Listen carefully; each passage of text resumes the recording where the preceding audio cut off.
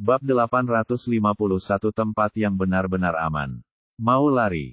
Lin Yu mendengus dingin, mendorong kakinya dengan keras, bergegas keluar seperti hantu, dan mengejar dua orang di depannya dengan lincah.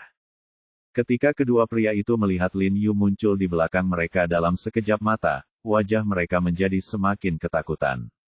Pria di belakang mengatakan sesuatu kepada pria di depan, lalu tiba-tiba berbalik, memegang belati di tangannya, dan menebaskannya ke arah wajah Lin Yu dengan ganas. Pria di depan tidak berhenti dan berlari cepat menuju jalan utama di luar. Lin Yu sekilas melihat bahwa kedua pria itu ingin mengorbankan benteng untuk menyelamatkan raja, mengorbankan satu untuk membantu yang lain. Dia hanya mengambil langkah yang salah, menghindari serangan pria di depannya, dan memukul perut pria itu dengan telapak tangan yang keras, menjatuhkannya ke dinding di sebelahnya. Kemudian dia berpura-pura mengejar pria yang melarikan diri itu. Tetapi pada saat ini, dia tiba-tiba mendengar suara angin kencang di dekat telinganya, seolah-olah ada senjata tersembunyi yang menyerang dari belakang kepalanya, dan kekuatan senjata tersembunyi itu sangat kuat. Dia sama sekali tidak berani ceroboh. Dia berhenti, melangkah cepat, membalikkan badan, dan dengan cekatan menghindari senjata tersembunyi yang beterbangan itu. Namun, saat menghindar, dia juga melihat dengan jelas bahwa apa yang disebut senjata tersembunyi itu hanyalah sebuah batu kecil, dan orang yang melemparkan senjata tersembunyi itu adalah Ross yang tidak jauh darinya. Karena keterlambatan Ross, pria yang baru saja melarikan diri sudah berlari keluar gang. Lin Yu menatap Ross dengan bingung dan bertanya dengan heran, "Apa yang kau lakukan?" Ross berkata dengan suara berat, "Lepaskan dia." Baka, pada saat ini, pria yang baru saja dibanting ke dinding oleh Lin Yu mengumpat dengan marah, mengangkat belati di tangannya dan bergegas menuju Ross. Ross dengan cepat menghindar di depan pria itu dan menendangnya dengan keras di selangkangan. Pria itu berteriak kesakitan tetapi masih menggertakkan giginya dan menusuk dada Ross dengan pisau. Namun, sebelum pisau itu jatuh, Ross meraih pergelangan tangannya dan memutarnya dengan keras dengan punggung tangannya, menjatuhkan belati itu. Kemudian dia menendang pria itu dengan keras di selangkangan dengan lututnya lagi. Aduh! Lelaki itu merintih, wajahnya memerah dalam sekejap, tubuhnya gemetar, dan dia jatuh berlutut dengan bunyi plok. Ross menamparkan leher lelaki itu dengan keras. Kepala lelaki itu miring, lalu dia terjatuh ke tanah dengan bunyi gedebuk, tanpa mengeluarkan suara apapun.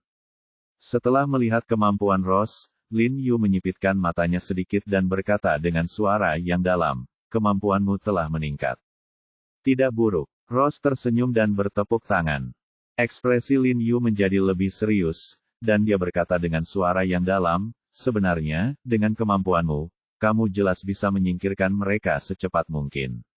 Mengapa kamu membawa mereka kepadaku dan membiarkanku membantumu menghadapinya?" Setelah bertarung dengan ketiga orang ini tadi dan melihat kemampuan Ross, Lin Yu dapat menilai bahwa dengan kemampuan Ross, dia dapat sepenuhnya menghadapi ketiga orang ini. Tetapi untuk beberapa alasan, Ross bersikeras membawa ketiga orang ini kepadanya, dan baru saja dia sengaja membiarkan salah satu dari mereka pergi. Hal ini membuat Lin Yu merasa bahwa Ross mencoba membawa perang kepadanya. Meskipun ia dan organisasi Shenmue pada awalnya adalah musuh, konflik itu tidak terlalu menjadi masalah, tetapi perilaku Ross tetap membuatnya merasa tidak nyaman dan ia merasa seperti sedang diperalat.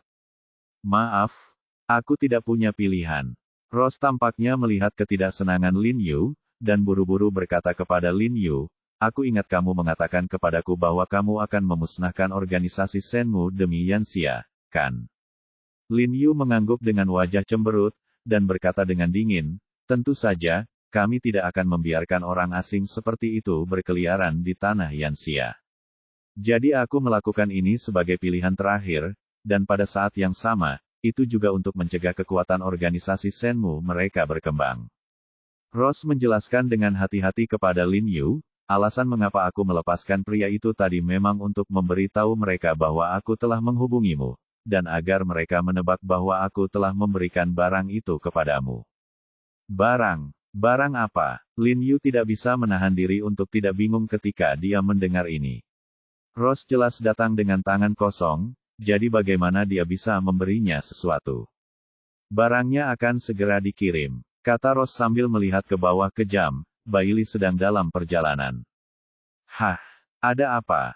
Lin Yu bertanya dengan sangat ingin tahu.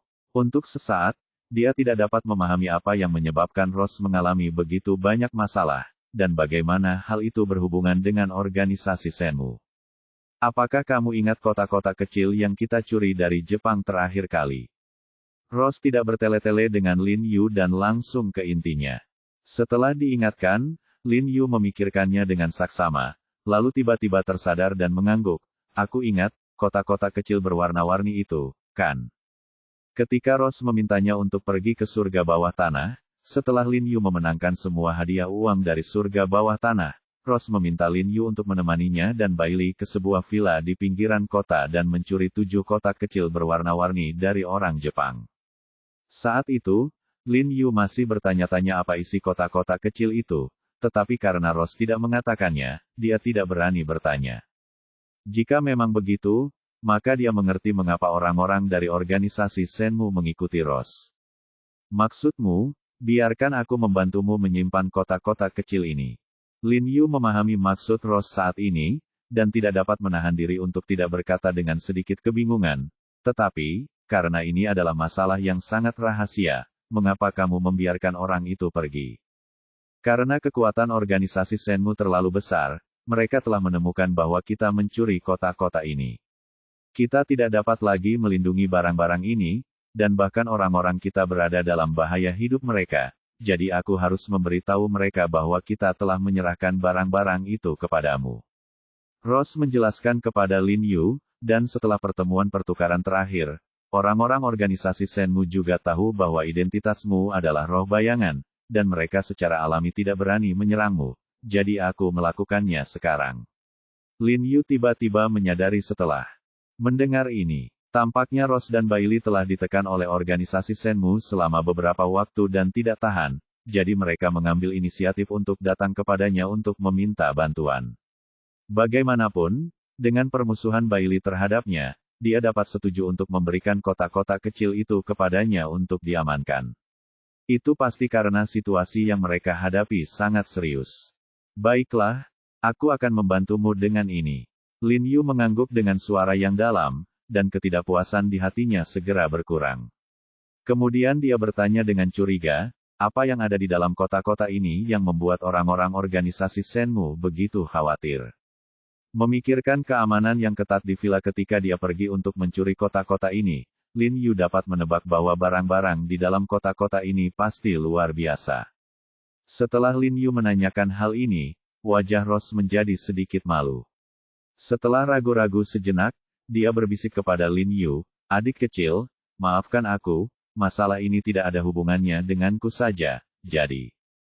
Aku mengerti. Lin Yu melihat rasa malunya, tersenyum tipis padanya, dan berkata, aku tidak akan bertanya lagi.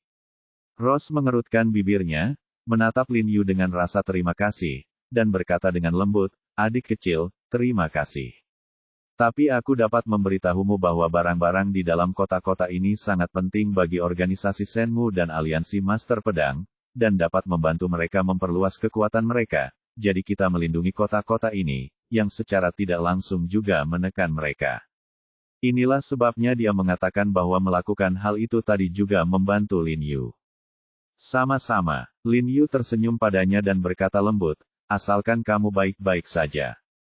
Saat berbicara, dia tiba-tiba merasa tertekan. Dia tidak tahu kapan kehidupan Ross yang penuh pengembaraan dan ketidakpastian akan berakhir. Ngomong-ngomong, adik kecil, setelah benda ini diserahkan kepadamu, kamu juga harus menemukan tempat yang sangat tersembunyi dan aman untuk menyimpannya. Ross berkata kepada Lin Yu dengan sedikit khawatir, meskipun mereka tahu bahwa kamu adalah roh bayangan dan tidak berani menyerangmu, benda ini juga sangat penting bagi mereka, jadi mereka pasti akan mengirim seseorang untuk mencurinya. Lin Yu mengangguk dengan wajah muram dan bergumam, tempat yang tersembunyi dan aman. Sambil bergumam, Lin Yu tiba-tiba bersemangat, membuka matanya lebar-lebar dan tersenyum pada Ross, jangan katakan itu, aku benar-benar memikirkan tempat yang bagus untuk menyimpan kota-kota ini, benar-benar aman dan rahasia, belum lagi orang-orang dari organisasi Shenmue tidak dapat menemukannya, bahkan jika mereka menemukannya, mereka tidak dapat mencuri barang-barang itu bahkan jika mereka memobilisasi kekuatan seluruh organisasi Shenmue. Bab 852 Hidup dengan Baik. Rose tercengang saat mendengar ini, dan bertanya dengan bingung, "Oh, ada tempat tersembunyi seperti itu di Yanxia?" "Ya, kantor urusan militer." Lin Yu mengangguk dengan wajah serius. Tempat yang terpikir olehnya adalah gudang rahasia nomor 1 hingga 3 kantor urusan militer. Tempat ini sangat rahasia sehingga orang biasa tidak mengetahuinya sama sekali, dan bahkan jika mereka mengetahuinya, itu tidak akan berguna. Hanya berdasarkan pentingnya kantor urusan militer terhadap gudang rahasia ini, mereka bahkan tidak dapat mendekatinya, apalagi mencuri barang-barang darinya, jadi sangat aman untuk menyimpan kota-kota ini di gudang rahasia nomor 1 hingga 3. Rose sedikit tercengang saat mendengar ini. Sebagai orang yang masih diburu oleh kantor urusan militer dan Han Bing, dia tidak ingin terlalu banyak berurusan dengan kantor urusan militer, tetapi pada akhirnya dia mengangguk sedikit dan berkata kepada Lin Yu dengan sungguh-sungguh, "Aku tidak percaya pada kantor urusan militer, aku percaya padamu." Saat dia berbicara, teleponnya berdering. Itu adalah Bailey yang menelepon, jadi Rose meminta Bailey untuk masuk melalui gang. Tak lama kemudian, sesosok tubuh bergegas masuk sambil membawa tas hitam. Sosok itu adalah Bailey. Sama seperti sebelumnya, Bailey masih memasang wajah muram saat melihat Lin Yu.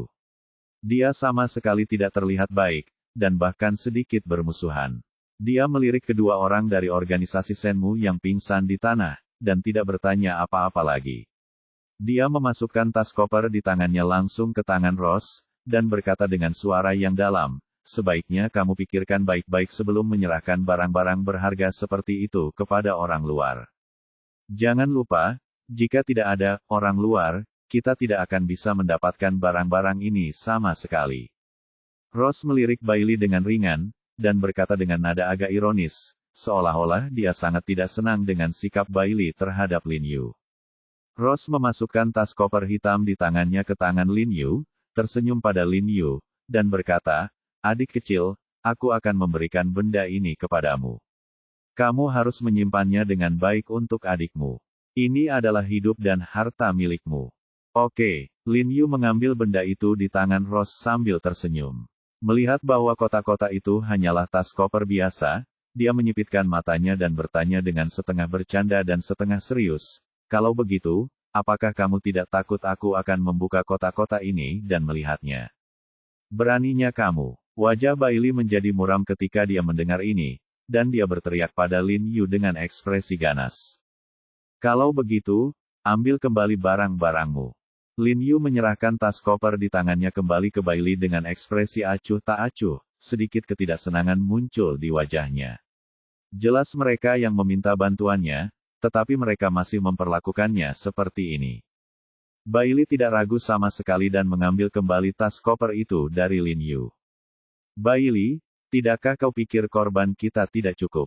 Rose memarahi Bailey dengan suara pelan, lalu mengambil tas koper dari tangan Bailey. Ekspresi wajah Bailey berubah, tetapi dia tetap menundukkan kepalanya dan tidak mengatakan apapun. Memang, organisasi Shenmue bagaikan anjing gila. Begitu mereka tahu bahwa benda itu ada di tangan mereka, mereka terus mengejar dan menggigitnya. Hanya dalam waktu setengah bulan, beberapa anggota mereka telah terbunuh atau terluka. Justru karena mereka tidak tahan dengan tekanan itu, mereka berusaha sekuat tenaga untuk menemukan cara memindahkan kentang panas ini. Bagaimanapun, jumlah mereka terbatas, dan mereka tidak setingkat dengan organisasi Shenmue yang kuat dan aliansi Master Pedang. Jika bukan karena fakta bahwa ini berada di wilayah Yanxia, rakyat mereka pasti sudah dibantai sejak lama. Setelah Rose selesai berbicara, dia menyerahkan tas koper itu kembali ke Lin Yu dan berbisik, "Aku percaya padamu." Bailey menatap Lin Yu dengan marah, menoleh, dan tidak mengatakan apa-apa lagi. "Aku hanya bercanda." Lin Yu tersenyum, mengambil tas koper, dan berkata, "Jangan khawatir, aku akan mengembalikan kotak-kotak ini kepadamu dengan cara yang sama seperti kamu memberikannya kepadaku." Rose mengangguk, tersenyum pada Lin Yu, memiringkan kepalanya dan bercanda, "Adik kecil, katakan padaku, kamu telah banyak membantuku, bagaimana aku bisa membalasmu? Hiduplah dengan baik. Lin Yu berkata kepadanya dengan lembut, suaranya tidak keras, tetapi penuh dengan perhatian. Rose sedikit gemetar saat mendengar ini, dan menatap Lin Yu dengan mata cerahnya yang terbuka lebar. Jelas, jawaban Lin Yu di luar dugaannya. Menatap sorot mata Lin Yu yang berbinar, jantung Rose serasa dihantam sesuatu, berdebar kencang, menatap Lin Yu dengan tatapan kosong sejenak, lalu mengangguk penuh semangat, dan berkata dengan serius, "Oke, aku janji." "Rose, sudah malam, ayo pergi." Bailey, yang berdiri di samping, melihat Lin Yu dan Rose saling memandang dengan penuh kasih sayang, dan menjadi marah. Dia melihat jam dengan wajah muram dan mengingatkan Rose. "Baiklah, adik kecil, selamat tinggal." Rose melambaikan tangan pada Lin Yu dengan enggan dan berkata, "Jangan khawatir, aku akan memberitahumu segera setelah ada berita tentang Ling Xiao dan Wan Xiu di masa mendatang." Setelah itu, dia mengedipkan mata dan tersenyum pada Lin Yu, berbalik dan mengikuti Bailey keluar dari gang. "Ayo makan dulu sebelum berangkat. Kita masak ikan di rumah untuk makan siang." Lin Yu tersenyum lembut padanya dan berkata dengan lembut. "Lain kali." Rose berbalik dan memberi Lin Yu senyuman menawan, menyipitkan matanya, berbalik dan pergi dengan cepat. Setelah Lin Yu memperhatikan sosoknya berjalan keluar dari gang, dia tidak bisa menahan diri untuk tidak mendesah pelan, dan tidak bisa tidak memikirkan lirik, hanya karena orang-orang berada di angin, berkumpul dan berpisah bukanlah tergantung pada kamu dan aku. Kemudian Lin Yu melihat ke arah dua anggota organisasi Shenmue yang pingsan di tanah, mengeluarkan ponselnya dan menelepon Han Bing, meminta Han Bing untuk membawa orang-orang untuk membawa kedua orang itu pergi. Mungkin Han Bing bisa mengetahui beberapa informasi tentang organisasi Shenmue dari mereka. Kemudian Lin Yu menelepon Yuan He lagi dan bertanya apakah dia bisa menyimpan beberapa barang penting di gudang rahasia No. 1. Yuan He di ujung telepon ragu-ragu ketika mendengar ini, dan berkata dengan suara rendah dengan sedikit malu, "Jiarong, kau tahu, aku hanya seorang direktur pelaksana sekarang. Hal-hal seperti membuka gudang rahasia 1 hingga 3 memerlukan persetujuan dari atasan, dan ini adalah gudang rahasia publik, bukan untuk layanan pribadi." Lin Yu mendengar penolakan dalam nada bicara Yuan He, dan tidak dapat menahan diri untuk menggelengkan kepalanya dan tersenyum. Rubah tua ini telah berubah begitu cepat. Ketika dia memenangkan kejuaraan untuk kantor urusan militer pada pertemuan pertukaran beberapa tahun yang lalu, dia sangat antusias padanya. "Aku tidak menyangka bahwa dia tidak berguna sekarang, dan dia memiliki nada seperti itu ketika dia meminta bantuannya. Baiklah, karena Direktur Yuan dalam masalah, biarkan saja." Lin Yu berkata dengan enteng, "Aku akan meminta Direktur Sui untuk membantuku memikirkan solusinya nanti. Kebetulan saja aku punya beberapa hal tentang organisasi Shenmue yang perlu kubicarakan dengan Direktur Sui." Petik 2. Organisasi Shenmue. Yuan He sedikit terkejut ketika mendengar ini, dan langsung tertarik, dan bertanya dengan tergesa-gesa, "Tuan He, ada apa dengan organisasi Shenmue? Kau tahu, sejak zaman Siang Lao, kantor urusan militer dan organisasi Shenmue telah menjadi musuh bebuyutan, dan sebelum Hu Haifan turun tahta, dia juga mengetahui bahwa surga bawah tanah di luar Sanjing adalah gudang uang organisasi Shenmue. Dapat dilihat bahwa selama bertahun-tahun, organisasi Shenmue tidak mengubah sifatnya dan masih memiliki motif tersembunyi. Oleh karena itu, kantor urusan militer selalu menganggap organisasi Shenmue sebagai target utama pengawasan, dan selama ada anggota organisasi Shenmue yang ditemukan aktif di Yanxia, mereka akan langsung ditangkap.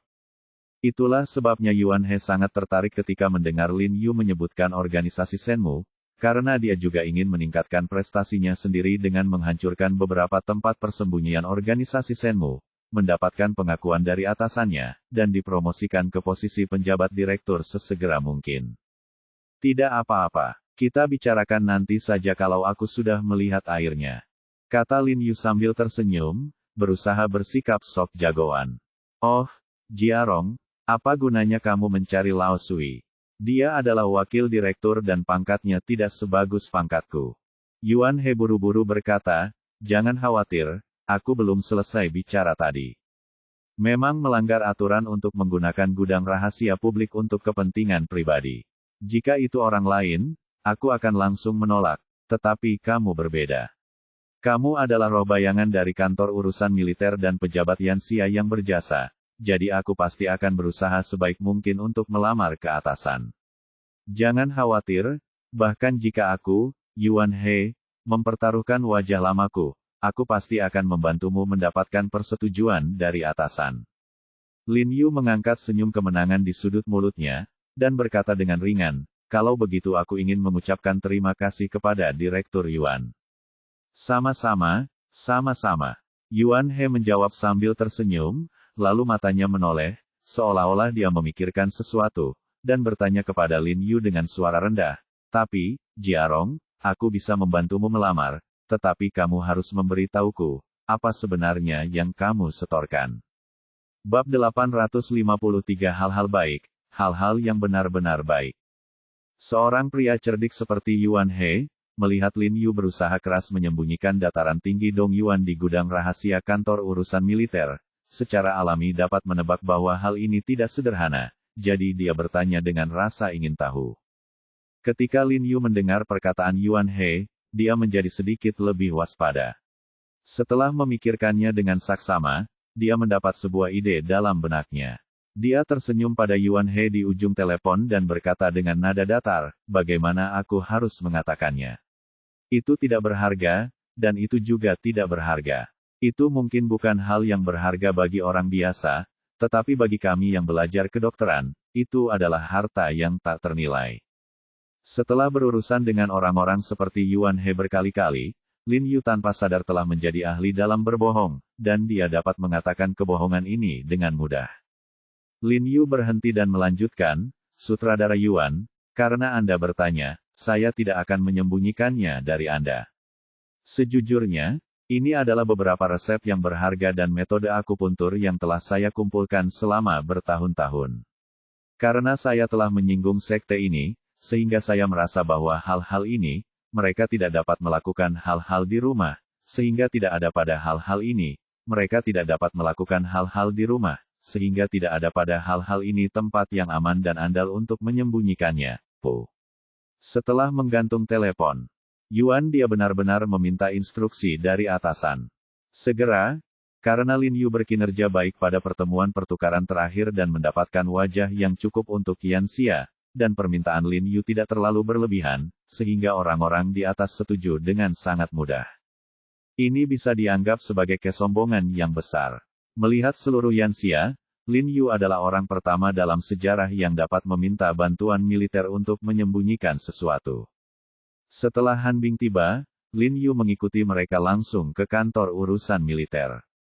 Yuan He keluar untuk menjemput Lin Yu secara langsung. Begitu mereka bertemu, dia tersenyum dan berkata kepada Lin Yu, Jiarong, aku menghabiskan banyak waktu berbicara dengan atasan tentang masalah ini untukmu. Aku memohon lama sekali sebelum mereka setuju.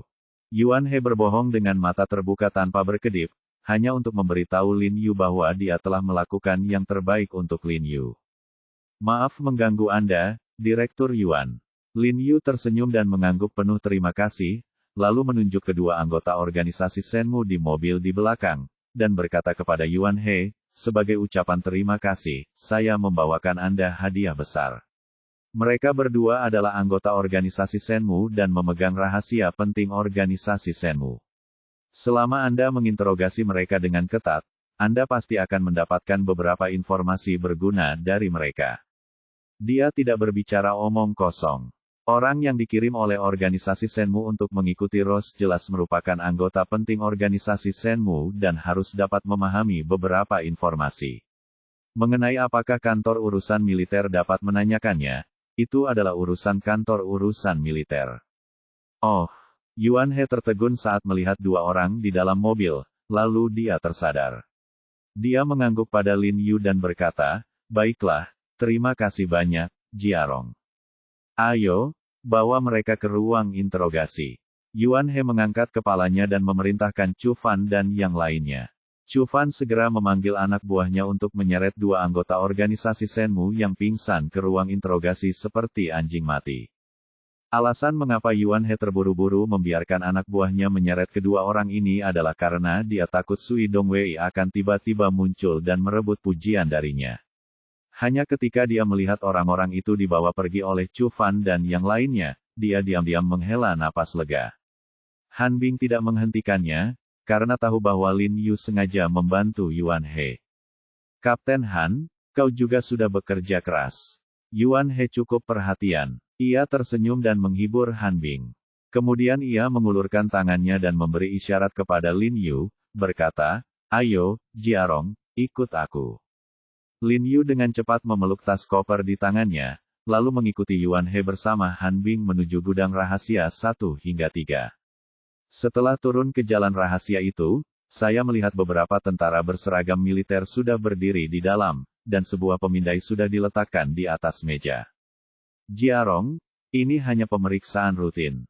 Jangan pedulikan itu. Tidak ada yang bisa kita lakukan. Yuan He tersenyum dan menunjuk ke pemindai di sampingnya.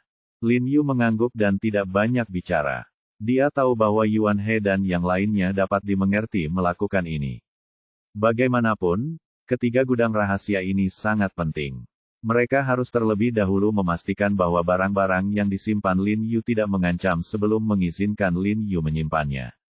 Namun, Lin Yu sedikit gugup karena dia tidak tahu apa isi kotak itu dan takut ditemukan sesuatu yang salah saat memindai. Ketika dia menyerahkan tas koper itu, seorang prajurit di sebelahnya berpura-pura membukanya. Lin Yu ingat bahwa kotak-kotak itu berwarna berbeda, dan takut Yuan He dan yang lainnya akan melihat sesuatu, jadi dia buru-buru mengulurkan tangannya untuk menghentikannya dan berkata, "Jangan dibuka, pindai saja." "Dengarkan atasanmu," Yuan He berkata dengan suara yang dalam, mendongak dan memberi isyarat kepada para prajurit, memberi Lin Yu banyak wajah. Apa yang dia katakan tidak buruk. Sebagai roh bayangan dari kantor urusan militer, Lin Yu juga merupakan atasan para prajurit ini. Prajurit itu mengangguk ketika mendengarnya, lalu segera menutup resleting pakaiannya, dan memindainya dengan cermat menggunakan pemindai. Lin Yu mengerutkan kening dan sedikit gugup, takut sesuatu yang tidak biasa mungkin terjadi. Untungnya, pemindaian berhasil dilakukan pada akhirnya, dan prajurit itu tidak menemukan sesuatu yang salah. Dia berbalik dan melapor kepada Yuan He. "Baiklah, karena tidak ada masalah, buka saja kompartemen rahasia itu dan biarkan Tuan He mengantarkan barang-barangnya." Perintah Yuan He. "Jangan khawatir, tunggu kakak Li datang," kata Lin Yu sambil melihat ke bawah, "dia pasti akan segera datang." Yuan He menatap Lin Yu dengan bingung, dan hendak bertanya ketika ponsel Lin Yu tiba-tiba berdering. Lin Yu segera mengambilnya, mengajukan pertanyaan, lalu menyerahkan ponsel itu kepada Han Bing, sambil berkata, "Kakak Li sudah di depan pintu." Han Bing segera mengambil ponsel itu dan memberitahu orang-orang di bawah untuk membiarkan Li Zhensheng pergi bersama mereka. Kemudian dia keluar untuk menjemput Li Zhensheng sendiri. Ketika dia turun, dia berjalan di depan. Entah mengapa, wajahnya penuh dengan garis-garis hitam. Setelah melihat Lin Yu, kelopak matanya berkedut dan dia berkata, "Kamu benar-benar hebat." "Ada apa?" Yuan He menatap Han Bing dengan bingung, lalu melihat Li Zhensheng di belakang Han Bing. Wajahnya langsung berubah, lalu wajahnya penuh dengan garis-garis hitam. Kelopak matanya berkedut dan dia berkata, "Jiarong, ini seharusnya tidak seperti ini." Yang tidak pernah dia duga adalah Li Zhensheng membawa brankas logam setinggi lebih dari setengah meter di bahunya. Gudang rahasia nomor 1 hingga nomor 3 dari Departemen Urusan Militer mereka dapat dianggap sebagai gudang rahasia yang paling kokoh dan aman di dunia, tetapi Lin Yu tidak menyangka bahwa setelah meletakkan barang-barang di sini, ia harus menambahkan lapisan brankas lagi. "Lebih baik bersiap." Lin Yu tersenyum, lalu memberi isyarat kepada Li Zhensheng untuk meletakkan brankas, berdiri di depan brankas, mengatur kata sandinya sendiri, lalu memasukkan tas koper ke dalam kotak. Ia bertepuk tangan dengan puas, lalu memindahkan seluruh brankas ke gudang rahasia No. 1. Sebenarnya dia sama sekali tidak terpikir untuk menambah brankas tambahan, tetapi saat mendengar Yuan He bertanya apa isi kotak itu, dia pun menjadi lebih berhati-hati dan menyuruh Li Zhensheng untuk membeli brankas dan mengirimkannya terlebih dahulu. hanya untuk mencegah Yuan He mengambil kesempatan untuk diam-diam melihat isi kotak itu di kemudian hari. Setelah berangkas itu disimpan, Lin Yu keluar dan melihat ke arah kompartemen rahasia nomor 2 hingga 3 di samping dengan sedikit kerinduan. Dia menelan ludahnya dan bertanya kepada Yuan He, "Direktur Yuan, kapan saya akan memiliki kesempatan untuk masuk ke 2 kompartemen rahasia ini dan melihatnya?" "Jiarong, pasti akan ada kesempatan di masa depan, jangan khawatir." Yuan He berkata sambil tersenyum, lalu memanggil Lin Yu untuk keluar. Setelah keluar, Yuan He hendak mengantar Lin Yu dan yang lainnya pergi, tetapi dia tiba-tiba teringat sesuatu dan buru-buru berteriak kepada Lin Yu, "Jiarong, tunggu, tunggu." Lin Yu terkejut oleh teriakannya yang tiba-tiba. Dia berbalik dan menatapnya dengan bingung, dan bertanya, "Ada apa, Direktur Yuan?" "Ada sesuatu yang lupa kukatakan padamu." Yuan He berkata buru-buru, dengan ekspresi gembira, kabar baik yang sesungguhnya." Lin Yu mengangkat alisnya ketika mendengar ini, dan merasa curiga dalam hatinya. "Kabar baik apa yang bisa diceritakan oleh rubah tua sepertimu kepadaku?" Bab 854 Catatan Transfer Aneh. "Cepatlah, Chu Fan, pergi dan ambil barang-barang itu." Yuan He tidak repot-repot menjelaskan kepada Lin Yu. Dia memberi perintah kepada Chu Fan di sampingnya, mengisyaratkan dia untuk pergi dan mengambil barang-barang itu. Chu Fan tampaknya tahu apa yang sedang dibicarakan Yuan He. Dia tidak bertanya lagi. Dia mengangguk, dan tanpa berkata apa-apa, dia berlari menuju gedung kantor di kejauhan. Lin Yu menatap Han Bing dengan bingung. Han Bing menunjukkan ekspresi tidak tahu apa-apa. Jelas, dia tidak tahu trik apa yang dimainkan Yuan He, seolah-olah dia memiliki sesuatu yang sangat berharga untuk diberikan kepada Lin Yu. Melihat Han Bing juga tidak tahu apa-apa, Lin Yu tidak dapat menahan diri untuk menoleh ke Yuan He dan bertanya, "Direktur Yuan, apa-apaan ini?" "Anda akan tahu saat melihatnya."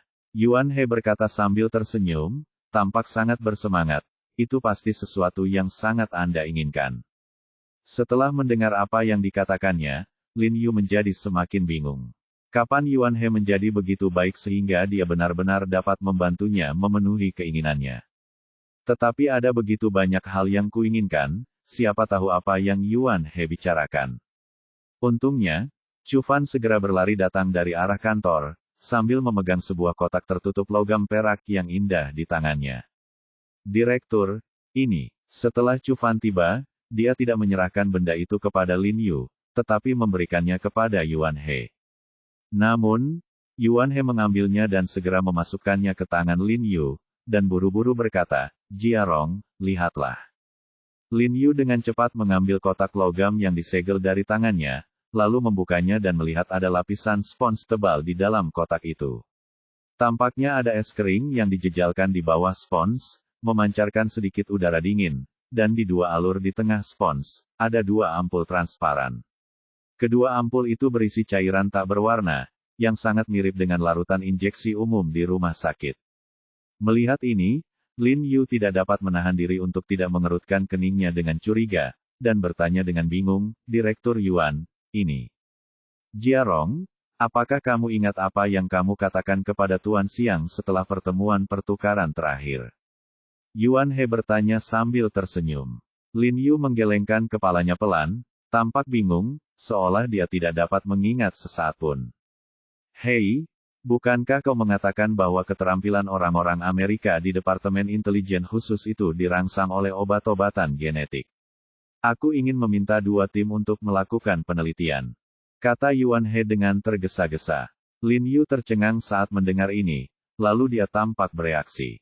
Wajahnya sangat gembira. Dia melihat 2 ampul di tangannya dan berkata dengan gembira, "Direktur Yuan, maksud Anda, 2 ini adalah reagen yang mereka gunakan untuk injeksi.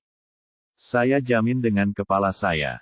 Yuan He berkata dengan dada terangkat tinggi, "Setelah Siang Lao mengungkapkan ini kepada saya langsung mulai melakukannya, tetapi hal-hal ini adalah rahasia utama di Departemen Urusan Khusus. Butuh banyak usaha dan uang untuk mengeluarkannya." Melihat ekspresi percaya diri Yuan He, Lin Yu tahu bahwa dia seharusnya benar.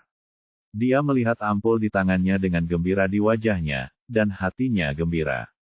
Jika dia memiliki dua reagen ini, dia akan dapat mempelajari bahan-bahan dalam reagen ini. Saat itu, mungkin mereka juga akan dapat membuatnya. Dengan begitu, Yan Xia tidak perlu lagi takut pada Departemen Urusan Khusus AS yang sombong dan angkuh ini. Lagi pula, ketika semuanya disuntik dengan reagen ini, efektivitas tempur Biro Urusan Militer pasti akan lebih baik. Terutama ketika dia memikirkan bualan yang diberikan Derek dari Departemen Intelijen Khusus AS kepadanya, Lin Yu menjadi marah.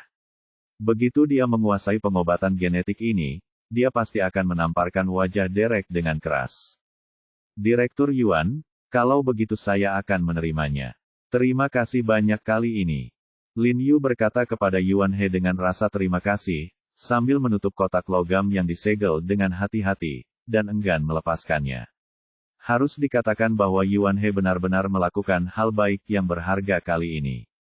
Lin Yu tidak bisa menahan rasa penasarannya. Mengapa Yuan He tiba-tiba menjadi sangat suka menolong kali ini dan bersedia menolongnya tanpa pamrih.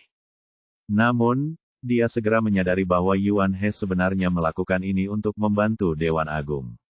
Jika Lin Yu dapat mengembangkan obat-obatan ini dan memperkuat Dewan Agung, maka dia akan memberikan kontribusi yang besar. Rubah tua ini benar-benar berusaha sekuat tenaga untuk mengoptimalkan situasinya sendiri. Sama-sama, Jiarong. Kita semua bekerja keras untuk Dewan Agung. Jika saatnya tiba, ingatlah untuk memasukkan aku ke dalam medali kehormatan. Kata Yuan He sambil tersenyum. Jangan khawatir, aku pasti tidak akan melupakan Direktur Yuan saat waktunya tiba. Lin Yu mengangguk sambil tersenyum, lalu berjalan keluar sambil membawa kotak logam tersegel itu. Dia masih sangat gembira. Dia pikir itu adalah sesuatu yang sangat sulit didapat, tetapi dia tidak menyangka akan mendapatkannya dengan mudah. Tentu saja, keaslian reagen ini masih harus diuji.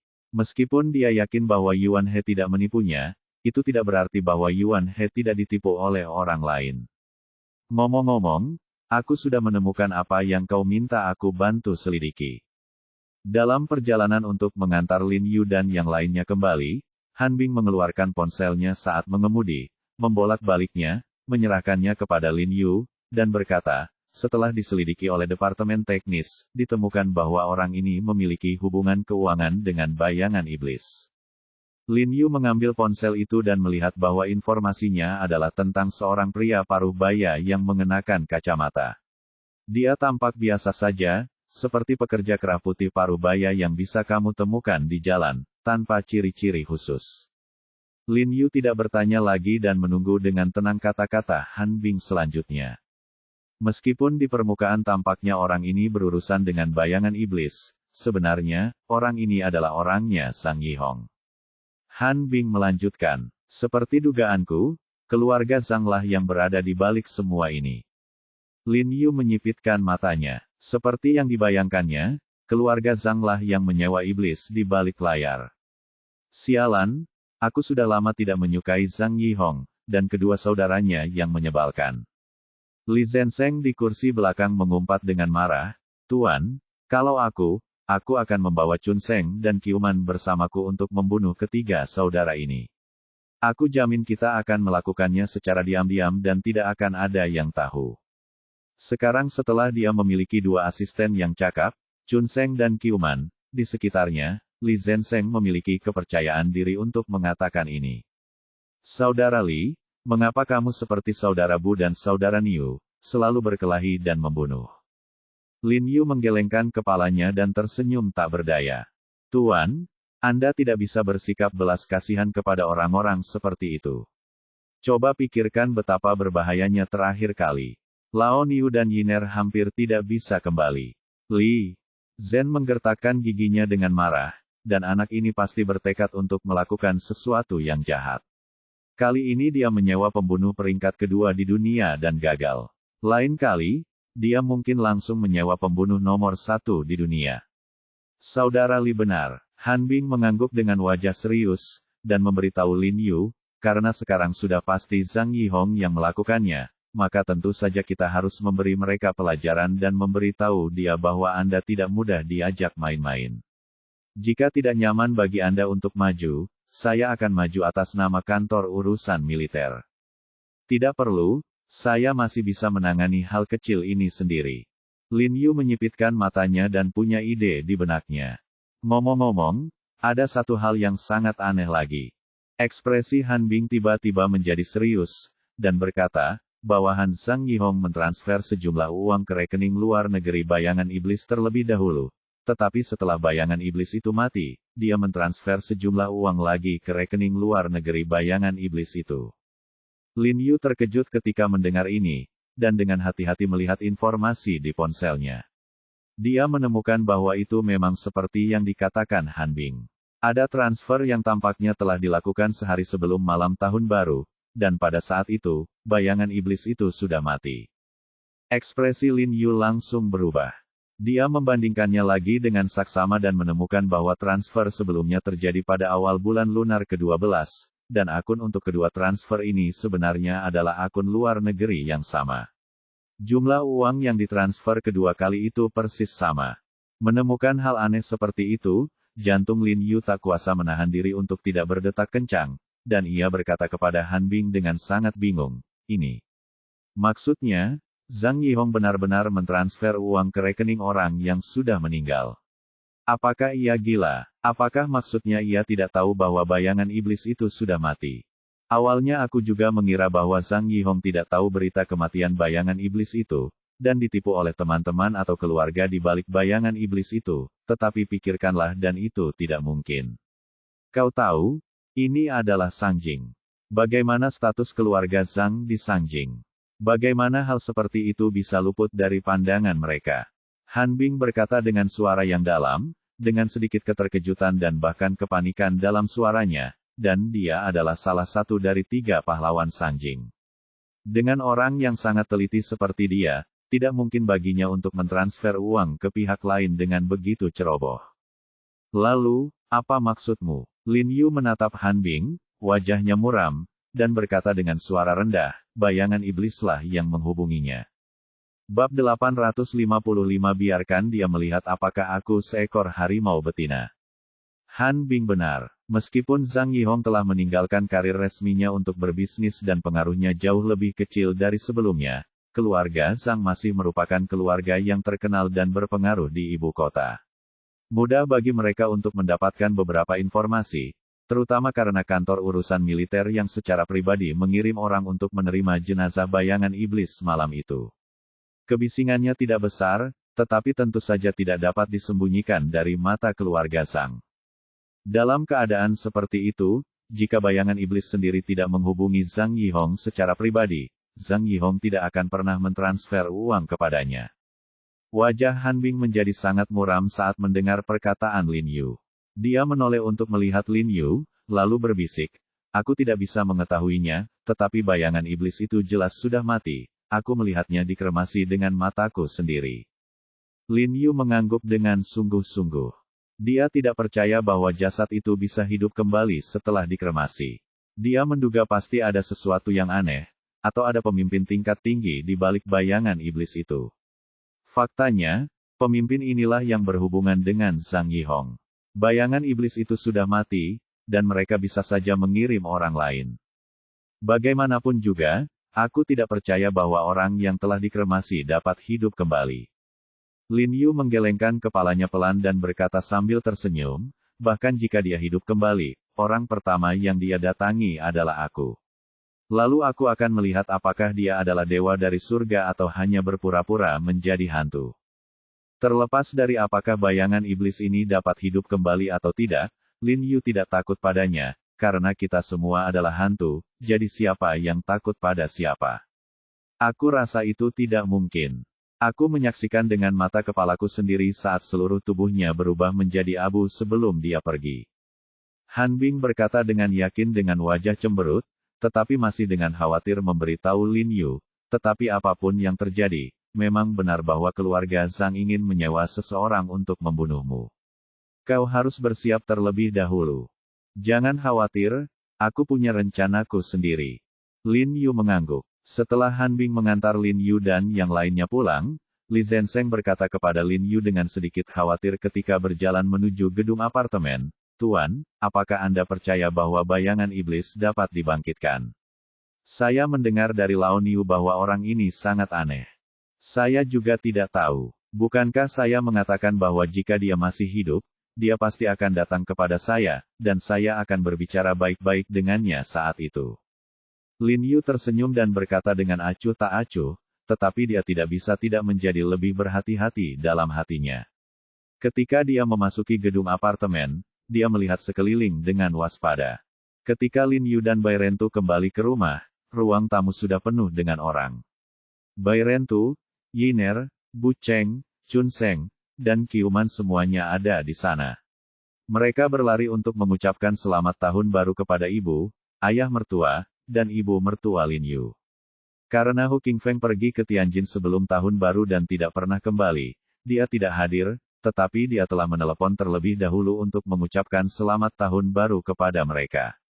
Jiarong, kemarilah. Wajah Jiang Yan tiba-tiba menjadi gelap saat melihat Lin Yu. Tanpa sadar ia menoleh ke belakang Lin Yu, lalu melambaikan tangan ke arah Lin Yu, mengisyaratkan agar Lin Yu mengikutinya masuk ke dalam rumah. Melihat wajahnya tidak terlihat baik, Lin Yu tidak dapat menahan perasaan sedikit bingung dan mengikutinya ke dalam rumah. Setelah memasuki ruangan, Jiang Yan langsung menutup pintu, dan tiba-tiba menekan di depan Lin Yu, memaksa Lin Yu mundur selangkah dan bersandar ke dinding. Katakan padaku, siapa yang kau temui pagi ini? Kata Jiang Yan dengan wajah muram. Lin Yu menjadi gugup dan bersalah saat mendengar ini. Dia tahu bahwa Jiang Yan mungkin berbicara tentang Ros. Sepertinya Li Zenseng dan Bai Rentu telah memberitahunya.